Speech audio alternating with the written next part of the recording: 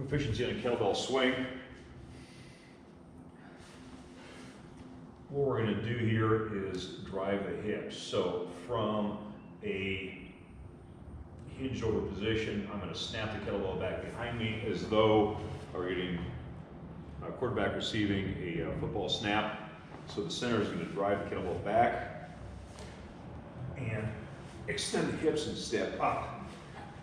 So kettlebell swing is essentially a hip hinge or a very fast deadlift. What I'm trying to do here is drive through my hips, extending the legs, coming up, bring the kettlebell up about chest high, chin high, into that good kettlebell swing position. Now, if I'm doing this incorrectly, a couple of real common mistakes that I see, and they're usually interrelated. The kettlebell is not coming up high enough in the hips, so it's not up high in the thighs. It's dropping down low, and the kettlebell is being lifted up. So instead of coming up and trying to continue its arc up, I'll see the client try to pull, and the kettlebell is drooping down. So the demonstration will look something like this.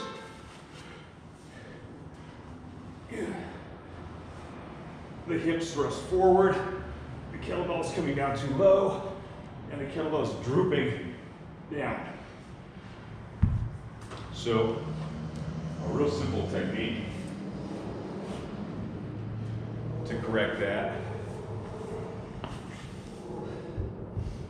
would be to place something. For the kettlebell swinging too low, if something is placed between the feet, a couple inches high, even if it's not too high, it's going to kind of force that client to ride the kettlebell a little bit higher up in the thighs. And then that's a real simple fix right there. Telling them that the kettlebell should almost hit them in the butt from behind. That's how far back it's going to swing rather than coming down too low.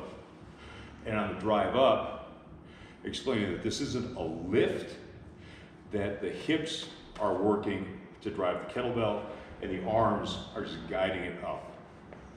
So we would see something more in this range. So again, if we see the lift, you're not using the legs, drive the hips, extend the legs, pulling your kneecaps up, and let the kettlebell swing up naturally rather than trying to continue the movement with the finish and pulling it up. Single arm swing. 1, 2, 3, 5. Kettlebell clean.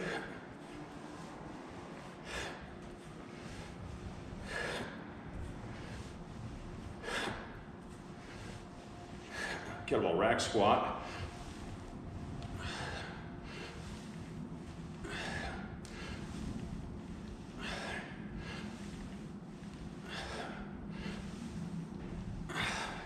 Kettlebell press.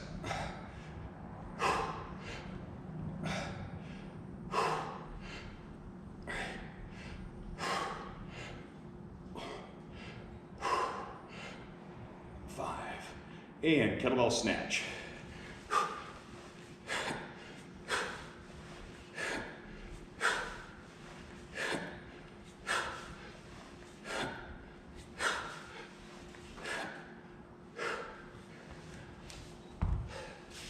And then repeat on the other side. All right. So for the kettlebell swing, Catherine, what you're going to do is reach on your grabs the kettlebell. Now, what I want you to do is you're going to get into almost like a deadlift position here. So the kettlebells, I'm going to have you step back slightly. Very good. Now, drop the hips just a little bit. Shoulders are pulled back nice and tight. We're tight in the core. You're going to load up your glutes and hamstrings. So I want you to feel that tension as you start to pull back slightly on the kettlebell. As you swing back, you're going to try and snap the kettlebell behind you like you're snapping a football. And then you're going to stand up sharply and swing the kettlebell up. So start from the ground. So snap the kettlebell back and swing up. Good. Extension of the legs. Nice and tight. All right. We're cheating here a little bit. Catherine has been applying for a while, so she's been swinging kettlebell for quite some time. So Catherine's got good technique here. She's coming at full extension of the legs, driving through the hips, extension at the hips, nice and tight core, lats are tight, pulling the shoulders down, the kettlebell is coming up naturally and smoothly. So Catherine, I want you to give me like a good set it down for just a moment. Very good. Now, this is a 24 kilo kettlebell. So Catherine, you're gonna swing that thing incorrectly. We're gonna see if we can't fix that technique. Start with just not swinging the kettlebell behind you very, very far. So like you're standing too far upright, the kettlebell doesn't come back. Okay, so right there, Catherine is staying too upright as she hinges. There's very little movement there. So what you can do is think about pushing the hips back. You're trying to hit the clipboard back here with your butt. There you go.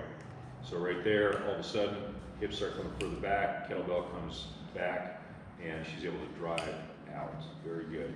As the strings on her hoodie keep whacking on the glass. All right, go ahead and set that down. Okay.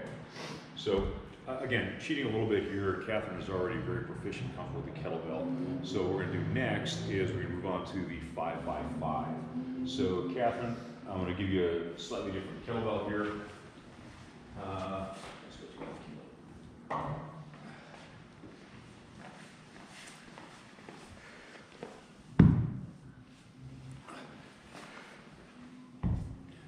This is actually a warm-up that I use quite a bit in some of my group training classes.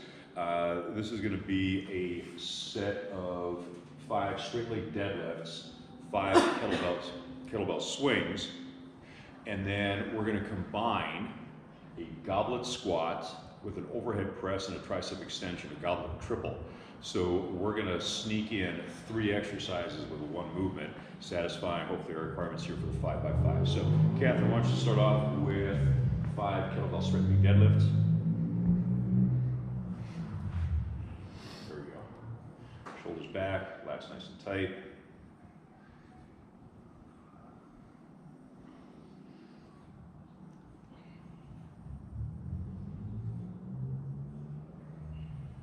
More.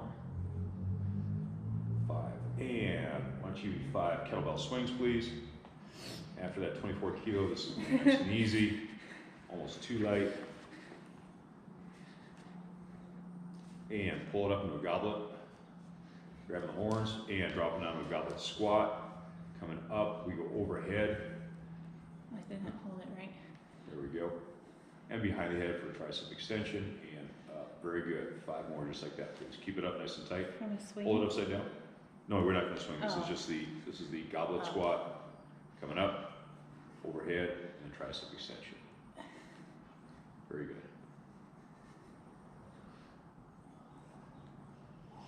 I find this one is really useful because again, we're able to get 3 movements for the price of 1.